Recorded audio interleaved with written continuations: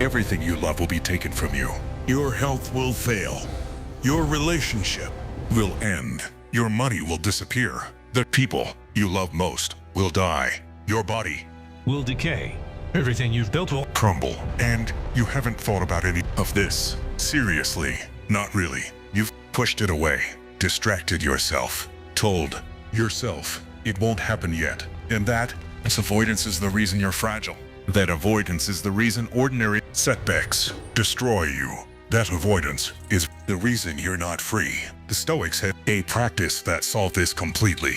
They called it Premeditatio Malorum, the premeditation of evils. And it's the most psychologically powerful practice in all of ancient philosophy. If you want to understand how to visualize disaster so completely that nothing in real life can break you, subscribe and hit the bell.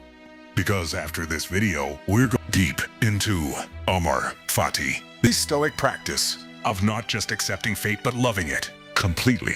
But first, Premeditatio Malorum. Premeditatio Malorum is simple in concept and brutal in practice. Every morning, or at regular intervals, you deliberately visualize every possible disaster that could strike your life. You see your business failing. You see your health collapsing. You see the people you love dying. You see yourself losing everything you've built. You sit with those images. You feel them. You process them. And then you go on with your day. Not because you're depressed or nihilistic, but because you've already survived it in your mind. And what your mind has already survived, it can handle in reality. Seneca practiced this obsessively. He was one of the wealthiest men in Rome, advisor to emperors, owner of vast estates, surrounded by luxury. And every single day, he would sit alone and imagine losing all of it. In his letters to Lucilius, written around 65 AD, he described the practice explicitly. Let us prepare our minds as if we had come to the very end of life. Let us postpone nothing. Let us balance life's books each day. He wasn't being morbid. He was being strategic. Because Seneca understood something that modern psychology took 2,000 years to rediscover. The anticipation of loss is less painful than unexpected loss. When you've already processed the worst in your mind, the actual event, if it comes, doesn't destroy you. You've already been there. You've already survived. Marcus Aurelius did the same. In meditations written during the most brutal years of his reign, plague, war on the Danube frontier, political betrayal, the death of children, he returned again and again to the same practice. Book 4 contains one of the most direct expressions of Premeditatio Malorum in all of ancient literature. He, though, wrote to himself, think of yourself as dead. You have lived your life. Now take what's left and live it properly. This wasn't suicidal ideation. This was psychological preparation. Marcus was the most powerful man on earth, and every morning he reminded himself that everything he had could be gone by nightfall. His empire, his power, his children, his life. And that reminder made him completely free. Because once you've accepted the worst, nothing can be used against you. Here's where most people misunderstand this practice. They think premeditatio malorum is pessimism. It's not. Pessimism says things will go wrong and there's nothing you can do. Premeditatio Malorum says things might go wrong. I will prepare for that reality and I will remain functional when it happens. That's not pessimism. That's strategic psychological preparation. It's the difference between a soldier who has trained for every combat scenario and one who trained only for sunny day operations. When the enemy attacks at night in the rain from an unexpected direction, the unprepared soldier panics.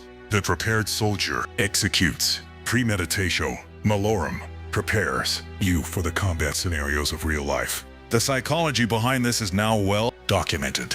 In 2015, psychologist Gabriella Oettingen published research from NYU showing that mental contrasting, the practice of visualizing both desired outcomes and potential obstacles, significantly outperforms pure positive visualization in achieving goals and building resilience.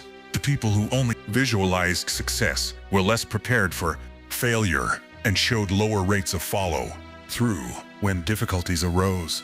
The people who visualized both success and failure, who practiced a modern version of Premeditatio Malorum, were more resilient, more persistent, and more psychologically stable when things went wrong. The Stoics were running this experiment 2,000 years before the psychology department at NYU existed. Epictetus took this further than anyone. He didn't just practice premeditation. Malorum, ideal. He lived it, physically. Born a slave around 50 AD in Hierapolis, beaten so severely by his master, Epaphroditus, that his leg was permanently broken. Epictetus had no choice but to confront the worst that life could offer. And from that confrontation, he built a philosophy of freedom that has outlasted every empire that existed in his lifetime. His core teaching in the discourses is radical. Seek not that the things which happen should happen as you wish, but wish that things which happen to be as they are, and you will have a tranquil flow of life. This is Premeditatio Malorum taken to its logical conclusion. Not just visualizing the worst, but accepting in advance that the worst is possible, probable, and survivable. What does this look like in practice? Let's be specific. Every morning, before you begin your day, you take 5 minutes and you deliberately visualize your greatest fears, not in a panicked way, in a cold, clinical, philosophical way. You ask yourself, what could go wrong today? What could go wrong this month? What could go wrong this year? Your business could fail. Your partner could leave. Your health could collapse. Your Reputation could be destroyed. Your two parents could die. Your children could suffer. For each scenario, you sit with it. You don't run from it. You don't comfort yourself with reassurances. You look at it directly and you ask, could I survive this? And the answer almost always is yes. Not easily, not without pain, but yes, you would survive. That survival, even imagined, is what builds your psychological immunity. The Stoics had a specific way of framing this practice. They distinguished between what they called reservatio, and total catastrophizing. You don't spiral into helpless despair. You make plans with a mental asterisk. Seneca described it as acting with reservation. I will do this unless something prevents me. I will build this unless it fails. I will love this person unless I lose. The reservation doesn't make you cold or detached. It makes you prepared. You love fully. You work completely. But you hold the outcome loosely because outcomes are not your control. Your control, effort, and your response are. Zeno of Citium, who founded Stoicism in Athens around 300 BC, reputedly began his philosophical journey after losing his entire fortune in a shipwreck. Every possession he owned, every business, relationship, every material foundation of his life gone in a single night at sea. And according to the ancient sources, Zeno's response was to walk to a bookshop in Athens and begin reading Xenophon's Memoria. He took the disaster and built philosophy from it. Later in life, when asked what fortune had done for him by causing the shipwreck, he said it had driven him to philosophy. The worst thing that ever happened to him became the foundation of everything he built. That is Premeditatio Malorum, lived, not just practiced. Here's what happens to you physiological when you practice this regularly. Your amygdala, the brain's threat detection center, learns to process potential disasters without triggering full panic responses.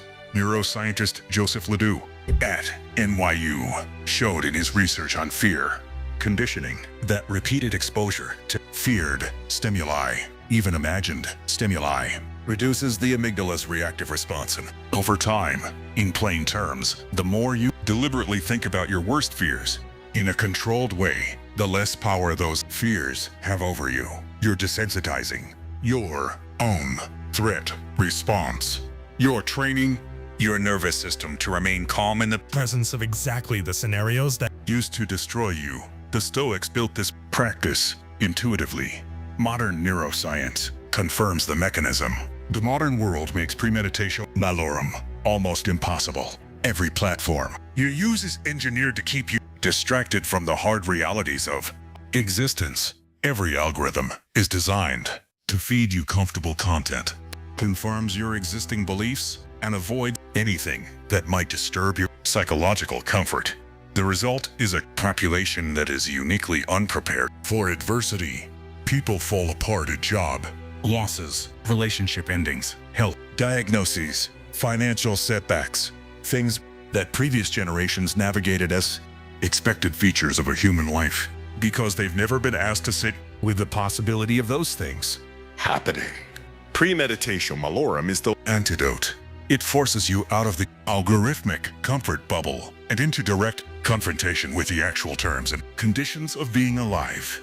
There's one more dimension to this practice that most modern interpretation. This Premeditatio Malorum isn't only about preparing for external disasters. It's about preparing for your own failures, your own moral failures, your own failures, weaknesses. Marcus Aurelius didn't just visualize external catastrophe. He visualized himself failing to be the person he wanted to be, failing to remain calm, failing to be just, failing to control his impulses. And by visualizing those failures in advance, he was better equipped to catch them when they arose in real time. You have power over your mind, not outside events, he wrote. Realize this, and you will find strength. But you can only realize this if you've already confronted the moments when your mind might fail you. The practice starts tonight. Before you sleep, take 10 minutes. Write down 3 things you're most afraid of losing. For each one, write out in detail what Life would look like if you lost it. not to despair over it, to process it, to make it real in your mind, so that if it becomes real in your life, you've already been there. You've already walked through that darkness. You already know the way out. That is the gift of Premeditatio Malorum. Not a life without disaster, but a mind that disaster cannot break. The Stoics didn't practice this because they were pessimists. They practiced it because they understood that the only Real security is internal, that external circumstances will always be beyond your control.